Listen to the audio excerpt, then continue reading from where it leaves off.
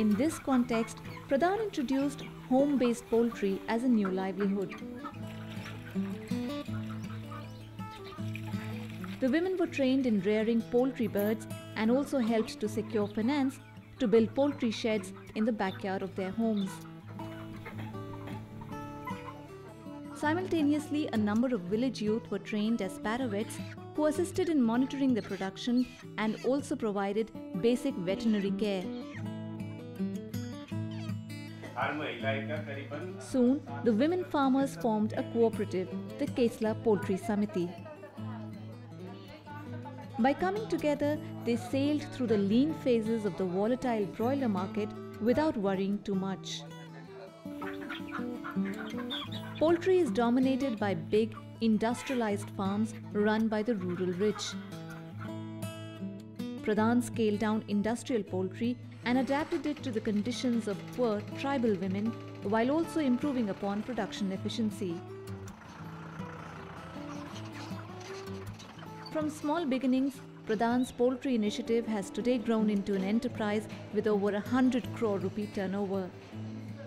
The cooperatives are running the largest commercial production houses in Jharkhand and Madhya Pradesh. No wonder the women feel very proud and empowered. मेरे को यदि 50 दिन में या 55 दिन में 3000 रुपए मिलेंगे तो मैं घर को और भी अच्छे से चलाऊंगी। संगठन बनी तो चुन के हमने बना लिए, वायु को तय कर लिए कि आप सरपंच खड़ी होना, आपको हम जिताएंगे। तो एक सहमति से वो जीत दे। तो इस बार क्या है, उसको बोले कि ग्राम सभा होती है तो हमको भाई रोजगार गारंटी का काम भी चाहिए। तो रोजगार गारंटी 5 कुआं आ गया। अब वो तैयार होने के बाद वो रोड का काम भी लगेगा। तो ये शक्ति बड़ी है। Today, Pradhan reaches out to over 250,000 families in Bihar, Chhattisgarh, Jharkhand, Madhya Pradesh, Odisha, Rajasthan and West Bengal. Each life it has touched is a testimony to Pradhan's founding belief that young people with head and heart can create a new world for India's villages. But the question is, why should they pursue a career in the rural outback of the country? Listen to what Barack Obama said. And he said that if I wanted to be if I had focused on making money, I would have probably become a multimillionaire, but I would not have been the president of United States of America. So if you want to pursue a purpose larger than money, this is an opportunity to do that. So I think today in India, if India has to be in a position where it can hold its head high, the citizens of this country need to take that responsibility. It's not just the government who is going to do it. If we want to change our institutions, if we want to change our society, each one of us has to take responsibility. I also believe that individual action can meet with some limited successes.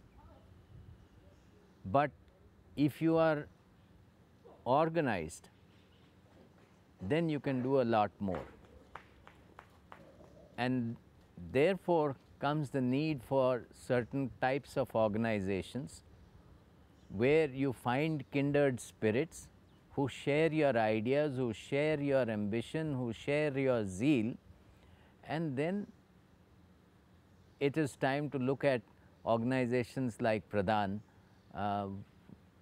whom I consider to be organizations of nation builders. Every year, Pradhan visits close to 60 campuses to recruit professionals from a wide range of disciplines. Here in Pradhan's campus in Madhya Pradesh, this new batch is about to start a 1-year-long apprenticeship program.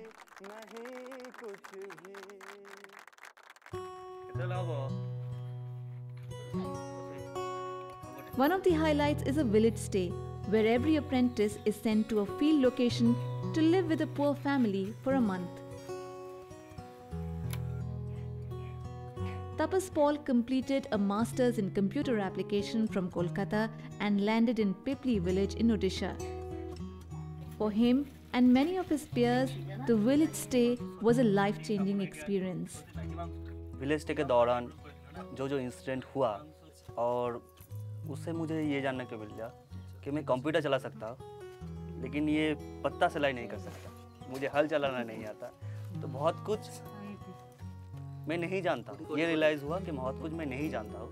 मेरा life बस मेरा life नहीं रहा है, मतलब my life is for others. ये मैं सोचना शुरू कर दिया हूँ, सोचने की कोशिश करता हूँ।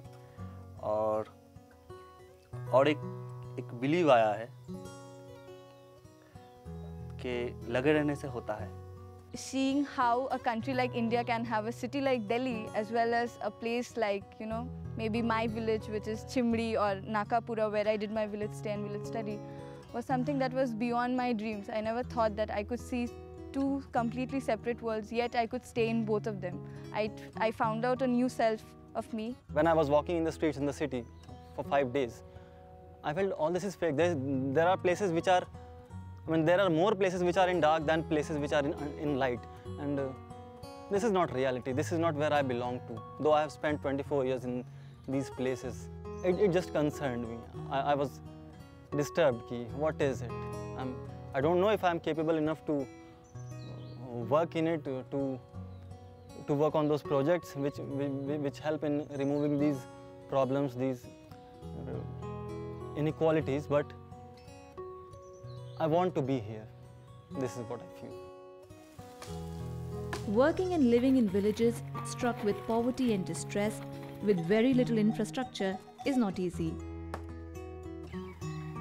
So what keeps these professionals going in the face of such adversity?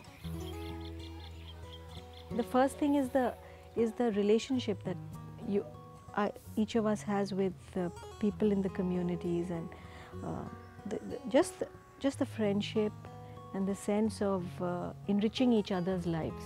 I think that's the key thing. दिल का बात हम एक दूसरों से बोल सकते हैं. Sometimes I find my most comfort zone amongst, you know, a group of women in the village. कि मेरा जो भी है मेरे मन में, जो भी, you know, whatever the difficulties I'm facing, the confidence that I feel कि मैं उनको बोलूँगी, and also the confidence of कि मुझे पता है कि वो लोग समझेंगे. Pradhan is a place, you know, where there's a lot of freedom to express. So, and also everybody's views is listened to very carefully, and given a lot of space and weight. We have come from a school kind of background, जहाँ पे teacher बोलता है ये करो, student वो करते हैं. यहाँ पे उस तरह का कुछ नहीं था. यहाँ पे कोई ये पूछा था तुम क्या करना चाहते हो, और तुम जो करना चाहते हो उसमें मैं तुम्हारी क्या मदद कर सकता हूँ. अगर मैं ये मदद करता हूँ, तुम ये करते हो, तो क्या चेंजेस आ रहा है गाँव में. So someone was nurturing me, and side by side मैं ये कर रहा था कि जितने भी लोगों के साथ मैं काम कर रहा था गाँव में, मैं उनकी ज़िंदगी में परिवर्तन लाने का कोशिश कर रहा था. You can see the change in so many lives of people, so that's biggest fulfillment. And you know, as Pradhan is growing, it's growing in the more, you know, it's going to the remote and remoter areas, poor and poorer people. We are now in Bastar, we are in Kalahandi, and you know, the hotbeds of poverty. So that's also another, you know, challenge that we are facing, and we are going ahead with that challenge. That's also very fulfilling. Today, with its rigorous experience at the grassroots, Pradhan is proactive in influencing policies that can give a better quality of life to India's villages. The major difference that Pradhan makes in many of these interventions is we speak from experience. So if we say that self-help groups need to be promoted in such and such way, and this is what really leads to a good quality group, and this is the kind of investment that would be required for doing watershed development, the people who matter in policy, they sit up and listen. It was the early 20th century when Mahatma Gandhi said that India lives in its villages. A century later, the picture hasn't changed. India still lives in its villages. 2/3 of its people are rural. With such a huge mass living in deprivation, India's progress is an illusion. The biggest hope of renewal rests on those young shoulders who will reach out to India's villages and enable its poor to live a life of dignity. This is a confident generation. This is a generation that has the sense that we can do it already. We can see it. That's what Young India is about. And when Young India goes out and meets the contemporaries in the rural hinterland, there can be a miraculous change. We are not just implementers of programs. We go out there to help, to work with other citizens in the spirit of citizenship, to demand and to use what is guaranteed to them by the Constitution of India. Finally, the Constitution of India needs to come to life, and it's young Indians who can make that happen.